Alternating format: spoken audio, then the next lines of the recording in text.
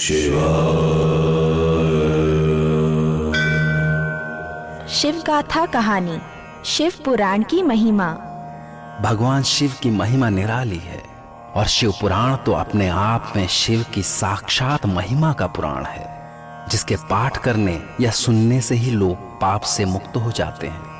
ऐसा माना जाता है कि यदि किसी भी तरह आस्था या अनास्था से ही कोई शिव महिमा सुनता है तो उसका कल्याण होता है और वो सभी प्रकार के बंधनों से मुक्त हो जाता है और उसके सभी पाप नष्ट हो जाते हैं। बहुत पहले की बात है कि बनियों के एक नगर में एक ब्राह्मण रहा करता था। उसका नाम था देवराज। वो जाति से तो ब्राह्मण था, लेकिन ज्ञान से हीन, दुर्बल और दरिद्र था। उसका ब्राह्मणों के धर्म से कोई लेना देना नहीं था। वो एकदम स्वार्थी था, केवल अपनी जोड़ गांठ में ही लगा रहता था। वो अपने ऊपर विश्वास करने वाले लोगों को ठगा करता था। ये ठगी ही उसका मुख्य कारोबार था। उसने ब्राह्मण, क्षत्रियों और वैश्यों को अनेक बहाने करके उनका धन लूटा था, परंतु उसके इस पाप का थोड़ा सा भी धन धर्म के कार्य में नहीं लगा था। यहां तक कि धीरे धीरे वो वेश्याओं के यहां भी जाने लगा। एक बार की बात है कि वो अपने काम के लिए घूमते घूमते प्रयाग नगरी पहुंचा।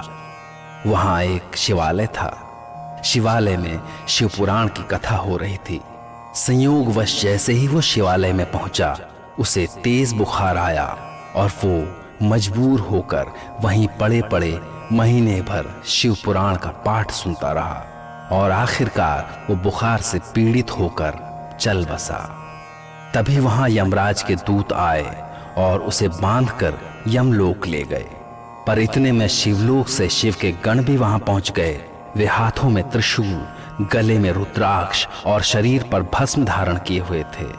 शिव के उन गणों ने क्रोध में यम के दूतों को मार पीट कर उस ब्राह्मण को उनके कब्जे से छुड़ा लिया और विमान में बैठाकर उसे कैलाश लेने को तैयार हो गए। इस पूरी घटना से यमलोक में हाहाकार मच गया। इस भयानक हाहाकार को सुनकर यमराज अपने भवन से बाहर निकले। पहले तो वे अपने गणों की दशा देखकर बहुत क्रोधित हुए, पर जब उन्होंने वहां शिव के गणों को देखा तो वे समझ गए कि ये महादेव शिव के आदेश पर ही यहाँ आए हैं। शिव की ये लीला देखकर धर्मराज भयभीत हो गए और उन्होंने शिव के गणों से ये पूछा भी नहीं कि वो यहाँ क्यों आए हैं और इस उत्पात का कारण क्या है, बल्कि उन्होंने दूतों का स्वागत करते हुए उनकी पूजा की और बड़े आदर पूर्वक उन्हें ब्राह्मण के साथ यमलोक से विदा किया। उसके पश्चात वे दूत ब्राह्मण को लेकर कैलाश पहुंचे। उन्होंने शिव पुराण को सुनने वाले उस ब्राह्मण को देवी पार्वती और भगवान शिव के सामने पेश किया। भगवान शिव ने ब्राह्मण को वरदान देते हुए कहा, हे ब्राह्मण, तूने जीवन भर पाप किए, लेकिन अंत समय में शिव पुराण का पाठ सुनने के कारण तेरे सभी पाप नष्ट हो गए और उसी शिव पुराण की महिमा से तू यहाँ शिवलोक में निवास करेगा।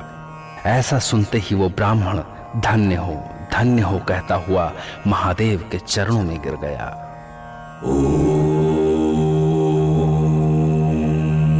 नमः शिवाय।